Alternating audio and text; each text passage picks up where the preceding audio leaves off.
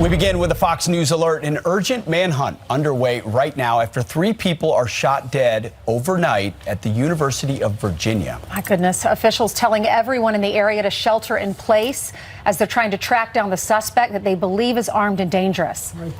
They've got a good description of him. Ashley Strohmeyer is here with the latest. The University of Virginia officials now confirming that 3 people are dead and at least 2 others are hurt. It was after a shooting near a garage on campus. We're told shots rang out after 10 o'clock last night. University police telling students to shelter in place as they search for the suspect, who they do warn is still armed and dangerous. Multiple agencies are involved, including state police helicopters, as they search across the campus and really that entire region. This is the man they are looking for. Take a look at him. This is Christopher Darnell Jones Jr. University officials say he is a student and a former football player and was on the team in 2018 as a freshman. Police believe Jones is wearing a burgundy jacket, blue jeans, and red shoes, and may be traveling in a black SUV with Virginia plates. The university president saying this is a message any leader hopes never to have to send. And I am devastated that this violence has visited the University of Virginia. This is a traumatic incident for everyone in our community. Class is canceled and grief counselors are being made available. The names of those victims have not yet been released, guys. We'll be looking out for it, though. All right, Ashley, thank you very much. Thank you very much. UVA. Terrible. That's Terrible. awful. Yep. All right, we have another Fox News alert as well this morning. Right now, Joe Biden is meeting with Chinese President Xi Jinping ahead of the G20 summit in Indonesia. This is the first meeting between the world leaders since Joe Biden took office, and there they are, the official first handshake. And Peter Ducey is live in Bali traveling with the president. What's the latest, Peter? The latest is that not far from where we are standing, President Biden and Xi Jinping are exchanging red lines. They're trying to figure out how to manage the U.S. and China relationship and keep it a conflict, keep it a competition. They don't want it to devolve into conflict. As the leaders of our 2 nations, we share responsibility, in my view, to show that China and the United States can manage our differences, prevent competition from becoming anything ever near conflict, and to find ways to work together on urgent global issues that require our mutual cooperation. 2 of those urgent global issues, the way the president sees things: climate change and a potential Chinese takeover of Taiwan, which experts say poses a national security threat to the U.S. The president has never been afraid to be forthright and candid with leaders around the world. That is not something that he struggles with. He will, as he has been with President Xi in the past, he will be very candid and forthright today. This is a 2-way street, and Xi is also going to have a chance to air his grievances with the U.S. In this time and age, great changes are unfolding in ways like never before. Humanity are confronted with unprecedented challenges. The world has come to a crossroads. The world expects that China and the United States will properly handle the relationship. And no matter how this evening's meeting goes, chances are President Biden, when he gets here, is going to be feeling pretty good, because a White House official told us that other G20 leaders have been coming up to him to compliment him on the midterm results. We do expect to see him at some point next hour taking questions right there. Back to you. And Peter, we saw some perfunctory comments at the very beginning. About an hour ago, Mr. Biden said something, Mr. Xi said something.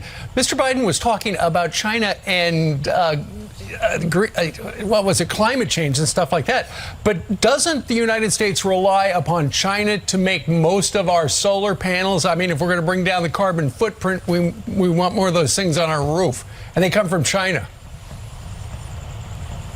Yes, that's a great point, and that's a part of the reason why this is so important, because say that China goes and invades Taiwan, the U.S. is going to have to do something to punish them, say sanction them. That's going to affect the exports from China of all these things that are such a priority for the Biden administration: solar panels, batteries for cars, and to try to move to a greener economy to meet these ambitious emissions goals that President Biden promised this week they're going to make by 2030. And I know that he is going to be taking questions. You said it's 8:30 Eastern time is what we're told. Do you think he'll be on time? And why aren't they doing a joint press conference? That's a good question.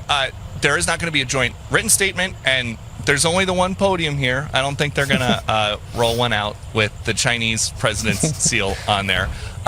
And that's just because this is not, officials are saying there are no, in Washington speak, they call it a deliverable. Basically, nothing tangible is going to come out of this meeting. It's just to establish deeper lines of communication. We've been led to believe there has been great communication because President Biden talks all the time, including today, about the longstanding personal relationship he's got. But the way this is going to work, instead of a joint statement in person or on paper, the Chinese are going to go out and have their state media just give their side of things. And then President Biden will come here and he'll give his side of things. And we will ask him, hopefully, many questions just to make sure that we have the deepest understanding about where things stand, because this is a big one, a big meeting. It is. He's been talking about it for a while.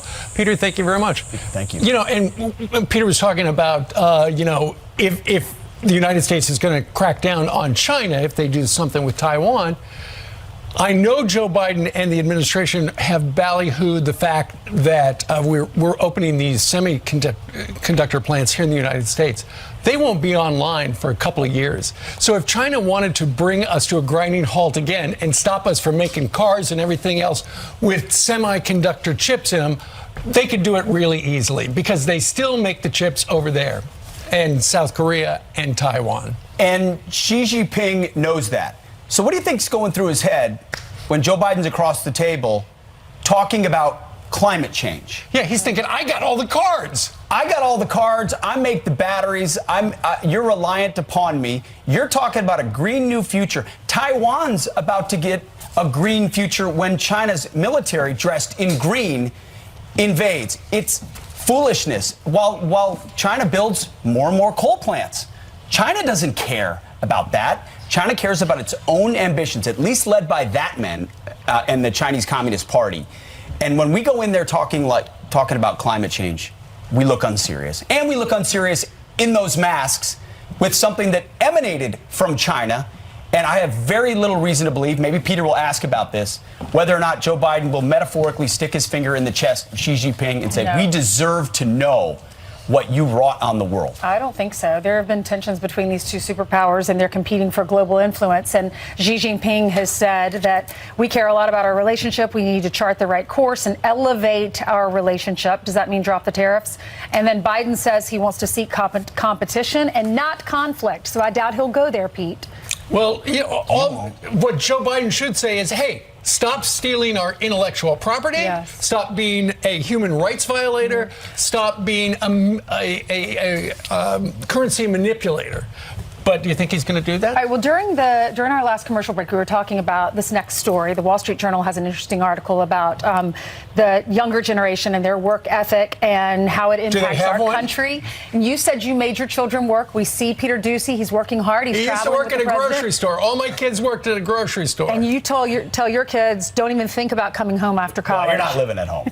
No, you better figure something out. You make them work. Yeah. But I was thinking, I live in an apartment in New York City, and my dad had us picking up leaves out in the yard. We had to chores. Right. We had to plant flowers. We had to pull the weeds. All those chores. Yeah, we did chores around the house, which I make her do around the apartment. But she will never know how to do manual labor in the yard. She's going to have to come to your house. Send her to my house. Yep, Put her to work. We have plenty of leaves at our house. We have plenty of rakes, too. I want to learn how to do that. We even had to go pick blackberries and make blackberry jam in the kitchen, and we would store it for the next year. Well, my mom would, she'd tell us, go out in the garden and pick all the tomatoes, and then she would can the tomatoes, and we would eat them all year.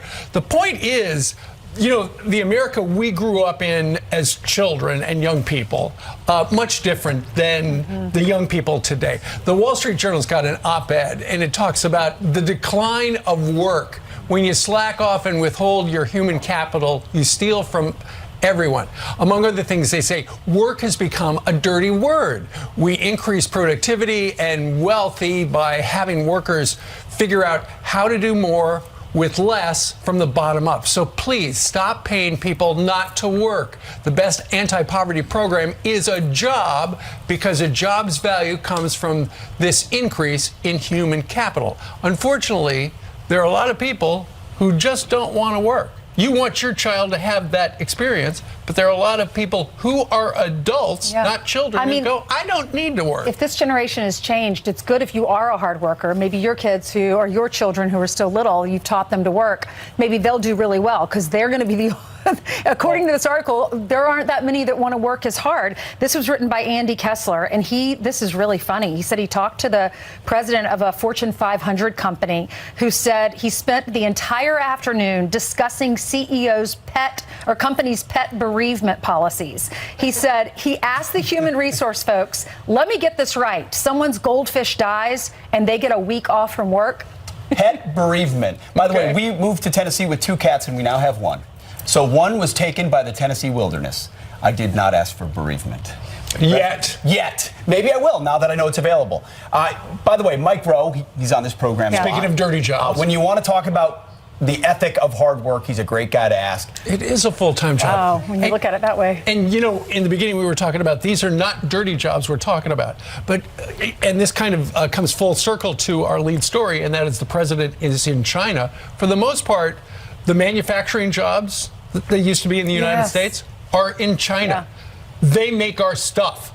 What do? We're largely services and things like that. Speaking of China, also, and people don't want to do those jobs. This was all exacerbated by COVID as well. When money went out, people were paid not to work, and a lot of that ethos has continued. He ends the article with this. Advice from Mike Rowe. Stop looking for the right career and start looking for a job, any job. Forget about what you like. Focus on what's available. Get yourself hired, show up early, stay late, volunteer for the scut work, become indispensable. And then the author says, he's right.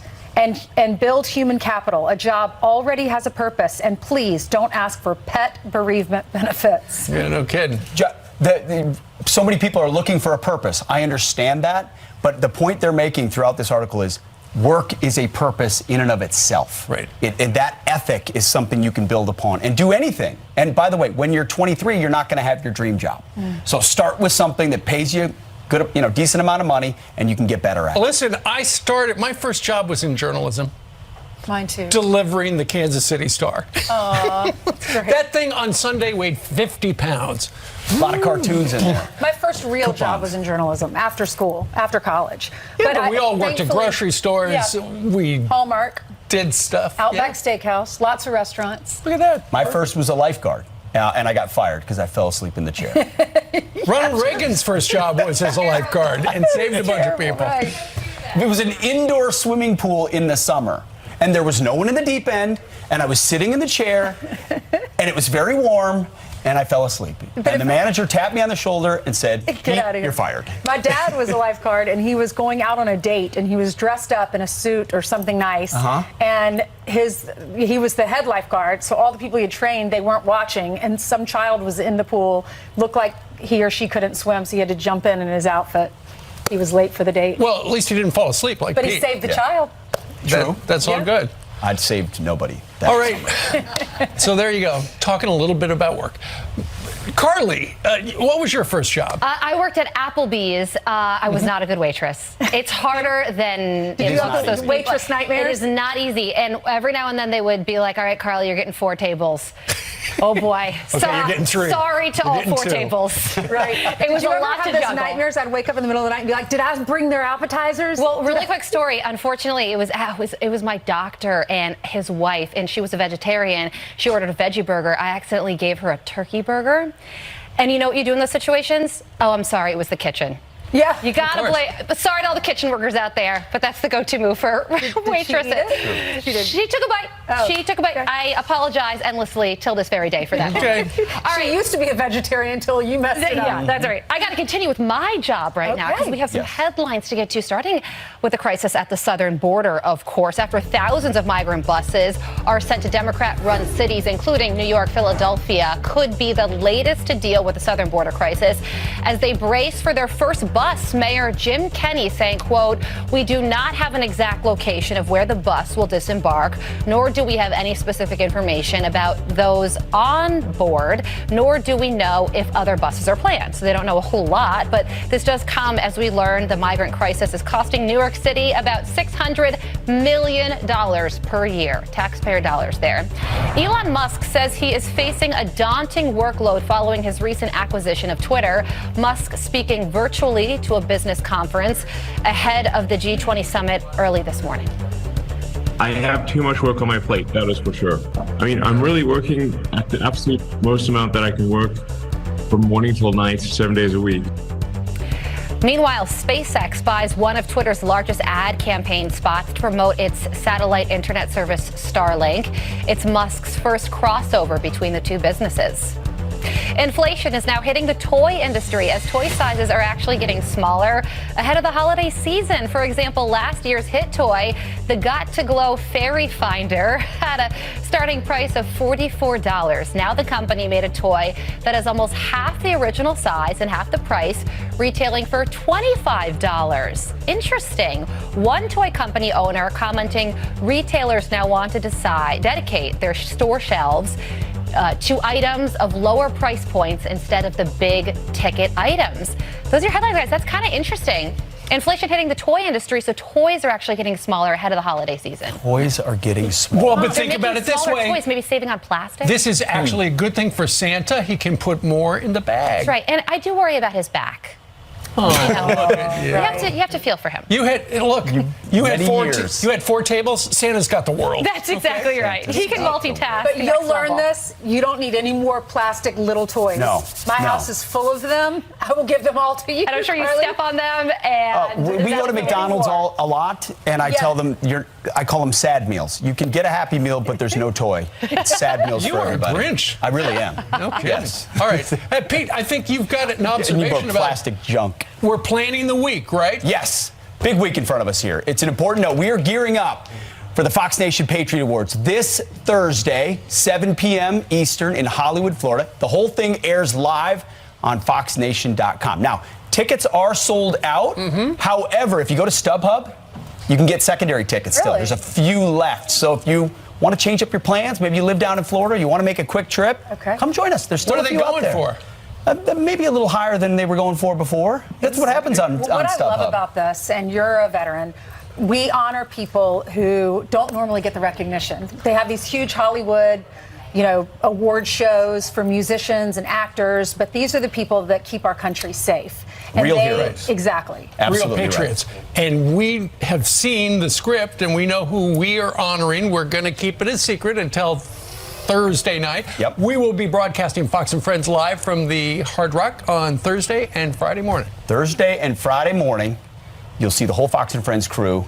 And it's going to be a show. I've seen the show. You're the MC for the whole thing. I'm emceeing it, but we've got, you guys are going to be on stage. Everybody's going to be on stage. Basically, Fox is hosting it together. And we have It's a cocktail great parties for our celebration of viewers, America. and we'll be there signing books. Yeah. Can't wait to meet you all if Love you're it. heading down. We'll see you there. 7:19 now. What do you do when terror knocks at your front door?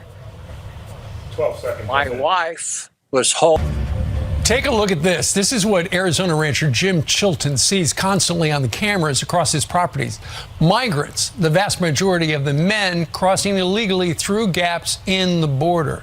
Danger even knocking on his front door when he says his wife was met face to face with MS-13 gang members. And Jim Chilton joins us right now from not far away from Tucson, Arizona. Jim, you and I were talking during the break. Back in about 1995, the migration situation started to change. The migrants started changing. Explain that. With the 2008-2009 recession, the traffic changed and the cartels took over all the trails, the 100 trails coming through my ranch. And then it's everybody now coming through is in camouflage, carpet shoes, with cartel scouts on our mountains, guiding them through with, and so they're never seen by people. Yeah. They just move through the country. about 20% are packing drugs, according to an intelligence officer of the Border Patrol in our ranch area. Right. And we were just talking about how MS-13 knocked on your door. Your wife was right there. I know you've got guns at every door, in every room to protect yourselves. Have they ever gotten in the house? We've had 2 break-ins. Usually people who bring drugs into the United States and then they go back to Mexico. One serious break-in was they took our guns, our cameras, our computers. It was outrageous, just outrageous. I know that, that part of the desert, it can be very hot and very dry. And you've, in fact, installed drinking fountains so that the migrants don't break into your house to get a sip of water. But they do break into your house. Jim, you've lived there. You're a 5th generation rancher. Have you thought about, it's just not worth it. For my family's safety, we should, sack up our bats and go someplace else. Well, I am a 5th generation rancher and I'm tough. I am going to stay on the ranch. We have a family cemetery. I'll either be on top of the ground or below the ground. Many of our neighbors have left. They couldn't take the pressure. I can understand. Well, you are a tough guy. I can tell that, and I know you're not going to leave. But there are a lot of people in Washington who don't quite get what's going on. If you had a message to the people in charge in D.C., what would you tell them about what's happening in your neck of the woods? Well, Trump started building the wall, and it came to my ranch, my southern boundary, and President Biden stopped construction. Well, it's kind of like a house being constructed and never putting in the windows or doors. There's big gaps in the wall. The sensors were never installed. The cameras were never installed. Yeah. The fiber optic lines and the electricity were never installed. So the first thing you have to do is secure the border, finish the wall. Yeah, because it clearly is not secure where you are. Jim Chilton, we thank you very much for joining us today and telling us your story, sir. Thank you. God bless you. Thank you, Steve. All right. He sees it every day. Coming up on this Monday telecast, the world expects, I believe, China and the United States to play key roles in addressing global challenges from climate changes to food insecurity. As leaders of the 2 major countries, we need to chart the right course for the China-U.S. relationship. A Fox News alert right now. Joe Biden meeting with Xi Jinping, their first face-to-face meeting since Biden took office. Fox News contributor and author of Defeating Big Government Socialism, Speaker Newt Gingrich, joins us now. Mr. Speaker, great to see you. This is a high-stakes meeting. I've got skepticism about the approach the Biden administration will take. What's your take? Well, look, I mean, first of all, what Biden just said on the TV was nuts. The Chinese aren't making any contribution to global warming. They're building as many new coal-burning power plants as they can, because their primary concern, frankly, is economic growth. So they pay lip service, and they think we're dumb enough that we listen to the speech and ignore the reality. Furthermore, Xi has been very clear that he wants China to prepare for war. I mean, he says openly, we need to prepare for war. Yes. Now, that's not hard to translate. You know what it means in English? We need to prepare for war. The fact that the Biden administration cannot cope with this, is not building up the Navy, is not investing in our defenses. I think Xi probably looks dealing with Biden as sort of like, here's this dumb guy that I can manipulate.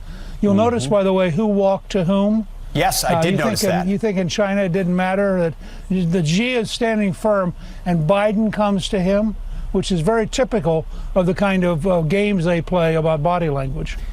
He's got that big grin on his face, too. He's so happy to see his old friend, Xi Jinping, who he says he's got a great relationship with. Is he that naive, or do they really believe climate change is the most important threat? I mean, it's staggering to think that's what we're bringing to the table as a lead issue.